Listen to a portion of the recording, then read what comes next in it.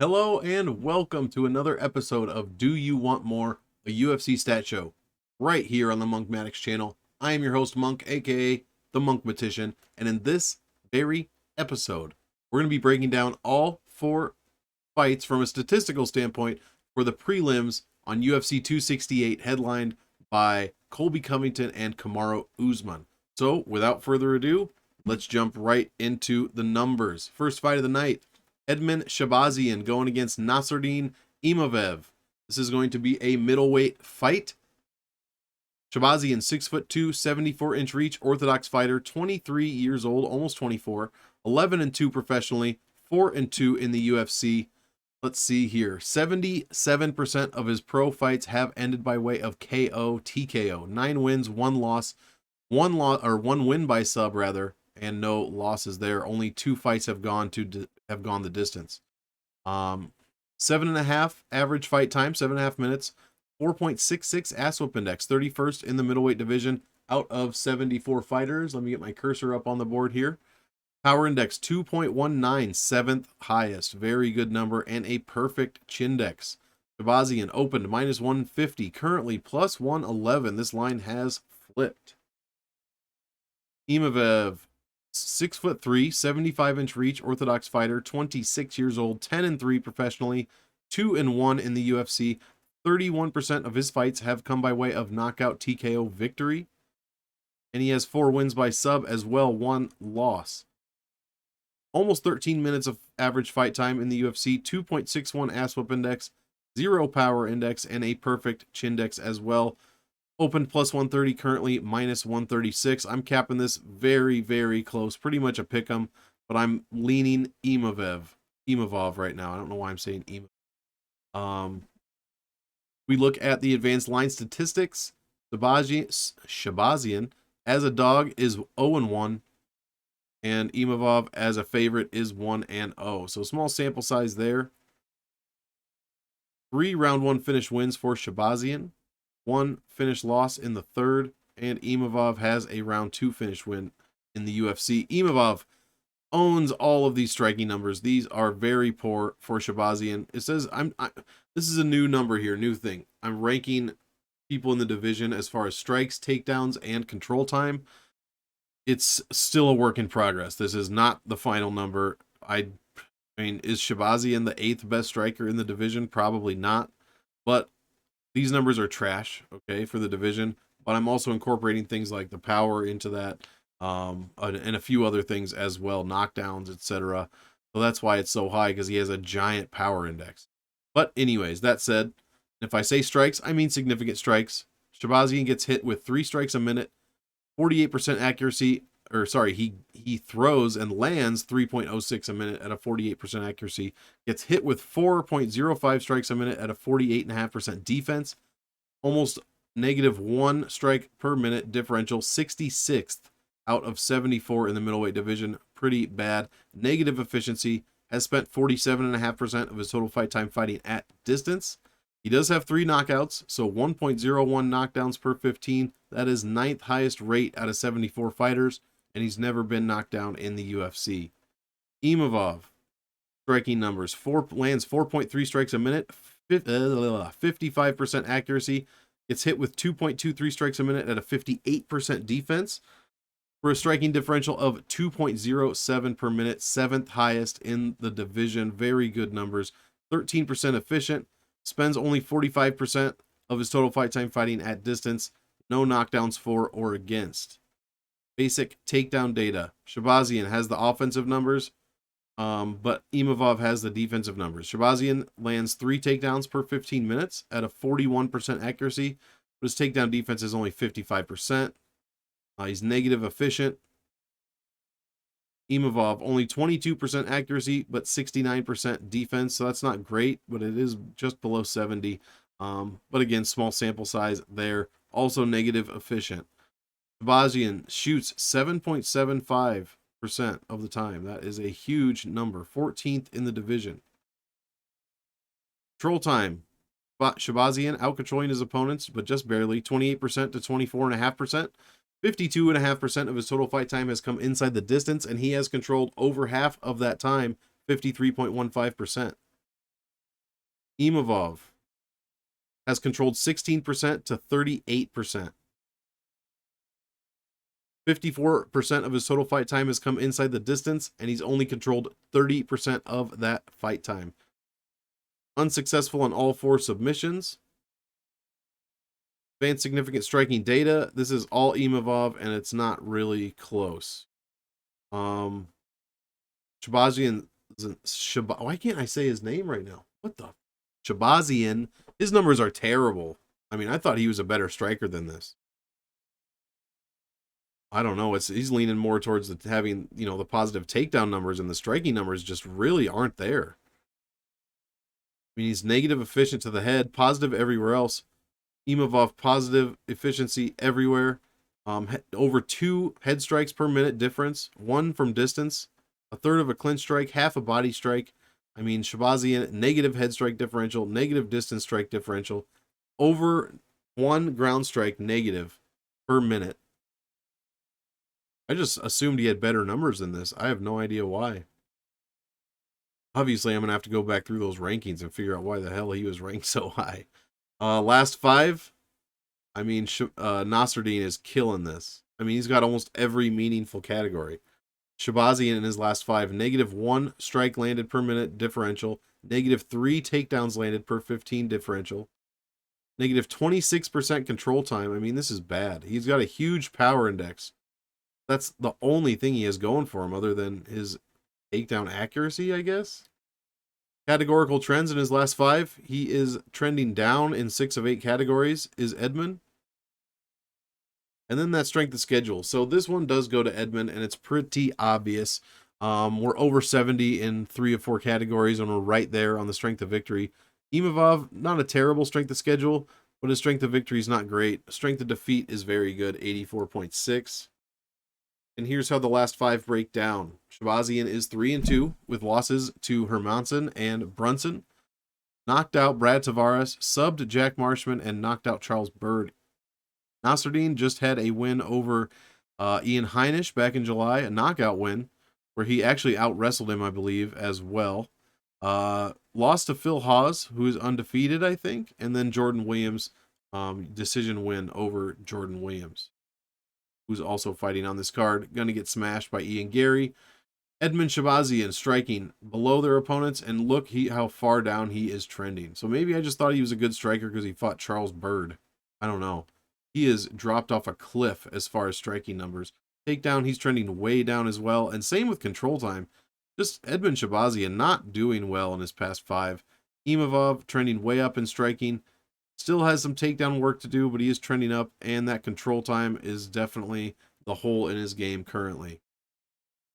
Edmund Shahbazyan. I mean, we got lots of real estate for both guys here, but Imavov has more of the grappling aspect of things. Professional fight metrics here. Shahbazyan never been subbed. Imavov never been KO'd. And then strength of schedule, like we said, is probably going to lean Shahbazyan. Aggregate win-loss and finish rate. Let's see here. Tons of finish wins in their professional careers. And in the UFC, we're right at 100% between finish wins and finish losses. Looking pretty good.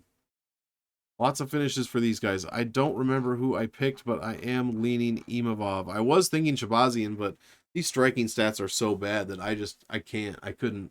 You couldn't possibly put money on that guy. Could you? I couldn't.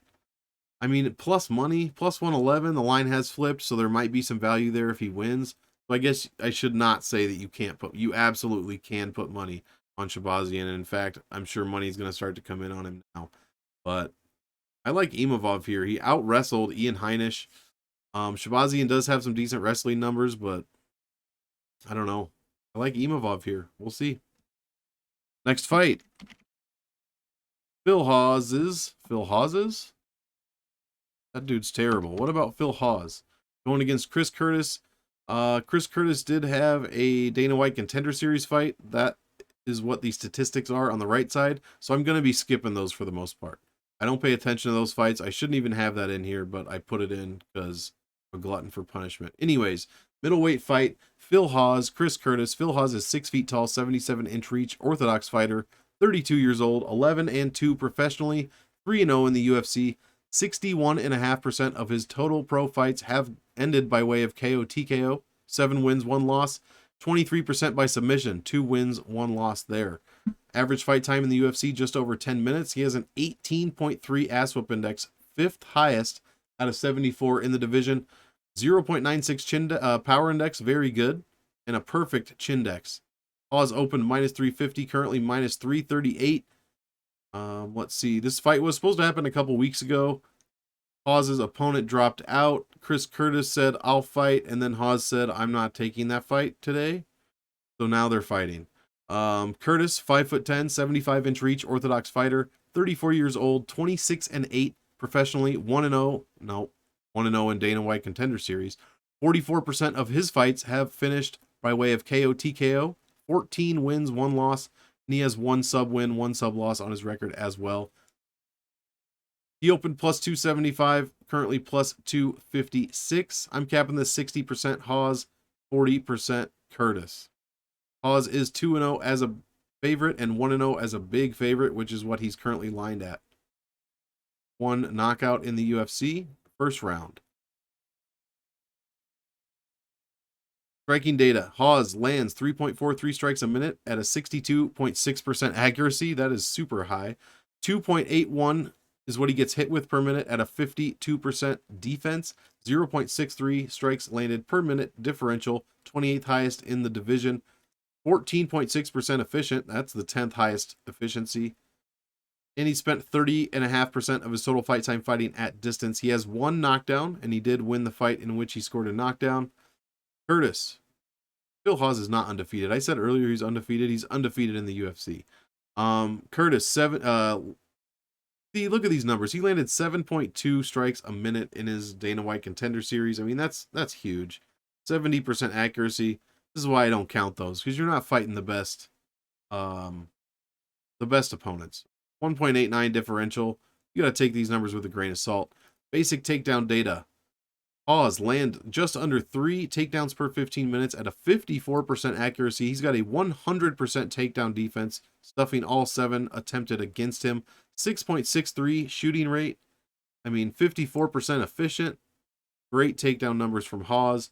Absolutely nothing here from Curtis. Basic control time data, 55% for Hawes. 5th highest number in the division. 14.5% against. That's almost a 4-to-1 ratio. He spends 69% of his total fight time fighting inside the distance, controls just under 80% of that grappling time. Fantastic. Chris Curtis, no control time for or against in that fight. Very interesting. Apparently just a striking battle. Advanced significant striking data. Looking at Hawes here, nothing really jumps out to me. Got decent leg striking defense. His body striking accuracy is pretty high. And ground strike defense is too low to even talk about. Positive striking efficiency everywhere in every location. Differentials are all positive except for in the clinch, but they are pretty close to even keel. 70.5% of all strikes Phil Hawes throws are targeted to the head. 20.5% to the body. 9% to the legs. That is incredible. How are we on body strikes landed against over here? All right. Last 5, we can skip that. And then the strength of schedule based on the last 5. This is going to go to Phil Hawes, but it is, it's not close, but it's pretty trash. Under 70. Like I said, you want to see that at 70. Chris Curtis, we're at barely at 63 across the board here. Not good strength of schedule for Curtis.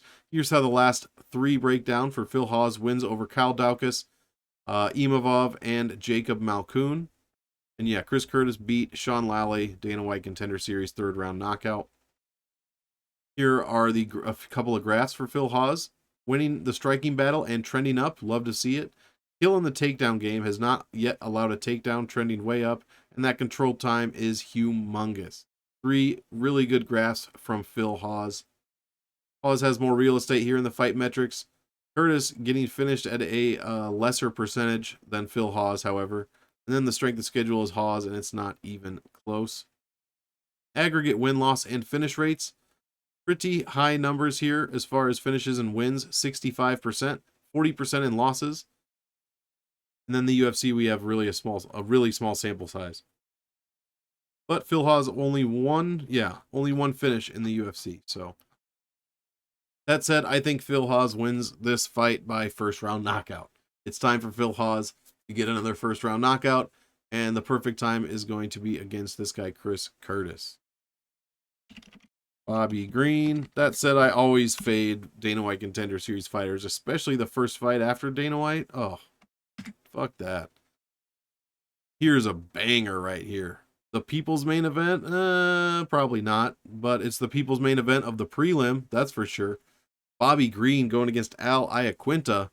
Lightweight fight. Bobby Green, 5'10", 71-inch reach, orthodox fighter, 35 years old, 27-12-1 professionally, 8-7-1 in the UFC.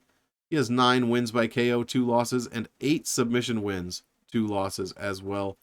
18 fights in his career have ended by decision. Let's see, trains out of Pinnacle MMA, 18th overall in the division. I have Bobby Green.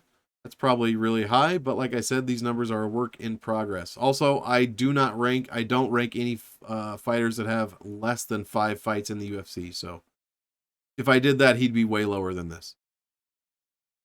Average fight time for Green, 13.5 minutes, 5.11 ass whoop index, 31st in the division, 0.17 power index, and a 0.38 chin index. Pretty poor, 49th out of 80 fighters in the lightweight division. Bobby Green opened -130, currently -174. Iaquinta, 5'10", 70-inch reach, hasn't fought in over 2 years. He's 34 years old, 14-6-1 professionally, 9-5 in the UFC. 47.5% of his fights have gone the distance. He has 7 knockout wins, 1 submission win, 3 submission losses. Never been knocked out. Just under 13.5 minutes average fight time in the UFC. Negative 0.64 ass whoop index. 0.92 power index, but a 0.36 chin index. Just a bit better than Bobby Green. Iaquinta opened +110, currently +143. This is a +175 fight, doesn't go to decision. I'm capping this at 57% Bobby Green, 43% Iaquinta. Bobby Green currently lined as the favorite. He is 3-1 as a favorite. Iaquinta is 2-2 as a dog. Couple of finishes here for Bobby Green in the UFC. 1 KO, 1 submission, and then 4 knockout wins for Iaquinta. Couple guys, some first round wins. Couple of third round wins as well. Striking data. See, these don't make it. Change this. I should just erase it. Bobby Green lands 5.5 strikes per minute at a 51.67% accuracy. Gets hit with only 3.65 strikes a minute at a 62% defense.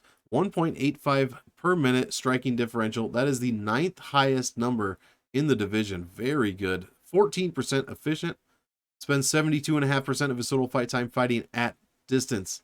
Has 2 knockdowns in the UFC, 3 knockdowns against. Iaquinta lands just over 4 strikes a minute at a 40% accuracy. Gets hit with 4.44 strikes a minute at a 62% defense. Negative 0.38 significant strikes landed per minute. Differential 58th out of 80. Only 2.5% efficient. Spends 79, almost 80% of his total fight time fighting at distance. Has logged 7 knockdowns in the UFC for a 0.56 knockdown per 15 rate. That is 23rd highest. But he's also been knocked down 3 times for the 51st knockdown against per 15 rate as well. Bobby Green has won all fights in which he has scored knockdowns, and he's won 50% of the fights in which he has been knocked down. Takedown data. Bobby Green lands 1.39 takedowns per 15 minutes at a 41.67% accuracy. Gets hit with 1.32 per 15 at a 70% defense. He is 12% efficient there. Iaquinta, much worse numbers offensively. Only 18.6 accuracy. Gets hit with 1.1 takedowns against per 15, but 74% defense. That is pretty good. Negative 7% efficiency, though. That offense is just that bad. Control time, Bobby Green, just under 17% for, and then 10.5% against. has a positive ratio there.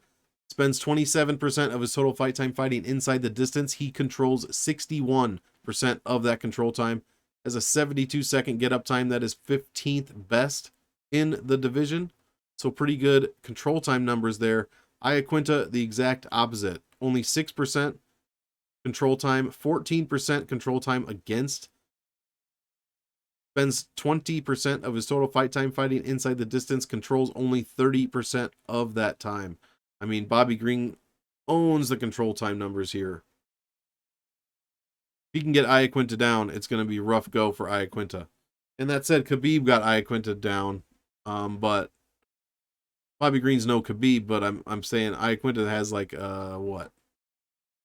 Actually, he does have a 74% takedown defense, so we'll see if that, we'll see if he can keep that up. Those numbers were from 2 years ago. He has not fought in 759 days.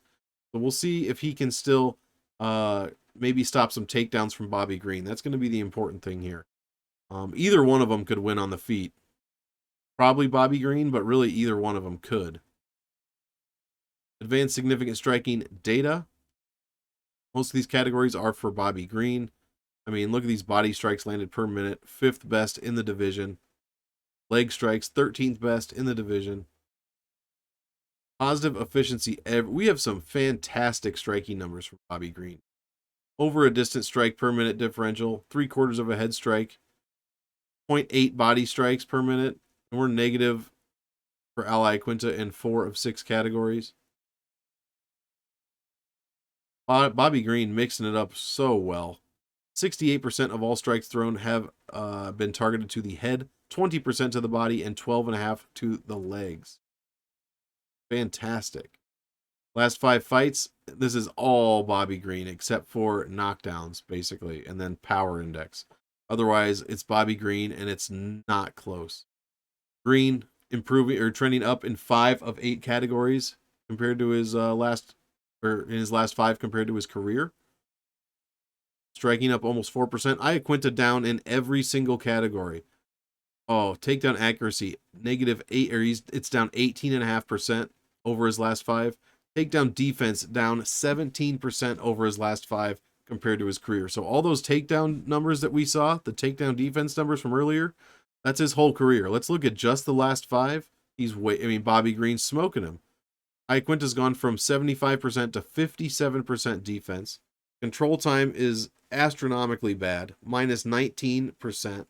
I mean, we're negative everywhere for Iaquinta. This has Bobby Green written all over it. Strength of schedule. This is going to be where Iaquinta shines, but it is relatively close in all categories. We're up over, 75% for actual strength of schedule here. That's right where you want to see it, if not higher. Last 5, here's how they break down Bobby Green. Very close fight against Fiziev, Moises, and then wins over Patrick Venata and Clay Guida. Iaquinta losing to Dan Hooker, Cerrone, and Habib. Beat Kevin Lee, though, as a big underdog. A couple of graphs here from Green, looking fantastic. We are trending down as far as takedowns go and control time, but we're pretty high above our opponents here. That striking number, oh, look at this striking graph. It's not even touching the graph of his opponents here. Iaquinta trending down in striking, no takedown game, and the control time is pretty much non-existent. Visual statistical recap, basic fight metrics. Bobby Green, this is pretty much his graph. Iaquinta never been knocked out. And then that strength of schedule is going to go to Iaquinta with the exception of strength of defeat. And then aggregate win-loss and finish rates, pretty high professionally and a bit lower as you would expect with the tougher competition in the UFC. 35 and 25 as far as wins and losses go. Finishes, I think this fight goes the distance, and I think Bobby Green wins unanimously, either 30-27 or 29-28. Last fight of the prelims. Alex Pereira, newcomer Alex Pereira, going against Andreas Michailidis. This is going to be a short one. I have no stats for Alex Pereira. He is famously the guy that knocked out or that beat Israel Adesanya in kickboxing. So now he's over here in the UFC. He has 4 professional fights. He is 3-1. He's 6'4", 80-inch reach, 34 years old. And we're pretty much just going to, it looks like they're feeding Michailidis to him. I assume they think Pereira is going to be, a decent fighter. So they're just feeding him this guy, Michailidis, who is no joke. But, I mean, this opened at -150 for Pereira. It's currently -255. You can tell what's happening, and you can tell what's probably going to happen. Michailidis is 6 feet tall, 76-inch reach, 13-4 professionally. He's 1-1 in the UFC. 7 wins by knockout, 4 knockout losses. This is the stat that you're going to want to pay attention to. They gave Alex Pereira, a kickboxing champion, his first fight in the UFC, a guy with 4 knockout losses. I mean, come on, man. Might as well give that. Yeah. So, yeah, you know what's going to happen. I'm lining this. Obviously, I'm not lining this 48% for Alex Pereira. It's more like 80%. But I have no stats for him, so that's why that number is so low. In fact, that number is high for a guy that has no stats. So we'll just look at Michailidis here. Lands 4.8 strikes per minute, 52% accuracy, pretty good. But gets hit with 4.4 strikes a minute, 51% defense. That's going to go way up in this fight. Positive efficiency, he spends 88% of his total fight time fighting at distance. See, they would have given him a wrestler if they wanted him to lose. They did not give him a wrestler. This guy spends 90% of his fight time in the stand-up. And that's 20 minutes. So he has 20 minutes in the cage. Takedown data, 1 for 2. I mean, very low volume. 1% takedown shooting rate. That is 57th out of 74. So he's not trying to take anybody down, at least in his 2 fights in the UFC. Control time is okay, though. 10.5% to 1. That's very good. Controls 91% of the grappling time. Hey, we will give him his props when we see him. Positive efficiency. Look at that. Positive striking efficiency. Head striking differential, 1.9 strikes a minute. Half a distance strike, half a body strike. So we have some okay striking numbers, advanced striking numbers, rather, from Michailidis. Mixes it up well. 73% to the head, 18 to the body, 9 to the legs. But we're talking about going up against a kickboxing champion here when you... And I'm sorry, I don't know shit about kickboxing, so I say a kickboxing champion. I don't know shit about it. I don't know who he fought for. I just know what everyone's told me, that he beat Israel Adesanya. I have actually watched a few of his fights. I mean, he's fucking quick. I would expect the UFC prospect to be younger than 34 years old, but that's definitely not too old to be doing anything spectacular. Last 5, or strength of schedule based on the last 5. Michailidis is 4-1 with a terrible strength of schedule. His strength of schedule is even worse than Pereira's, who only has 4 pro fights. 60s for Pereira, 50s for Michailidis here. Michailidis with wins over 2 guys that are no longer in the UFC. KB Buller and Bukauskas. Isn't it Bukauskas that got his leg smashed up, like front kicked and blew out his whole knee and then got cut? I think that was him. I might be wrong. Congrats for Michailidis. Striking numbers pretty good, trending way up. I mean, his opponents have no takedown numbers and no control time, so that is the one thing you do like to see.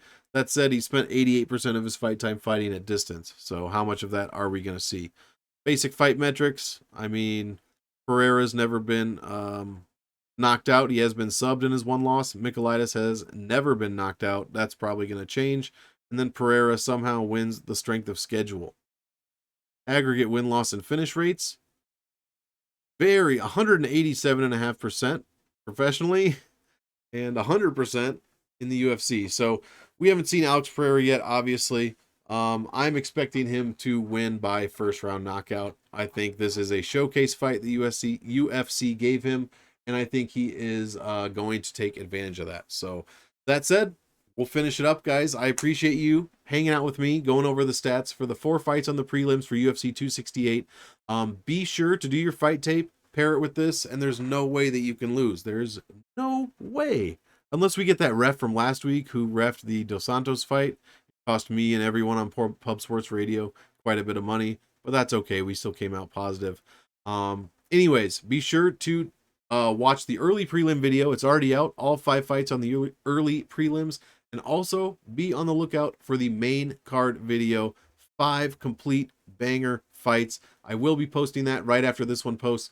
So be sure to check that one out as well. You do not want to miss the stats for that Usman Covington fight. You really, really don't. So again, thanks a lot, guys. Be sure to tune in for the next one. Have a great week. Enjoy the fights on Saturday.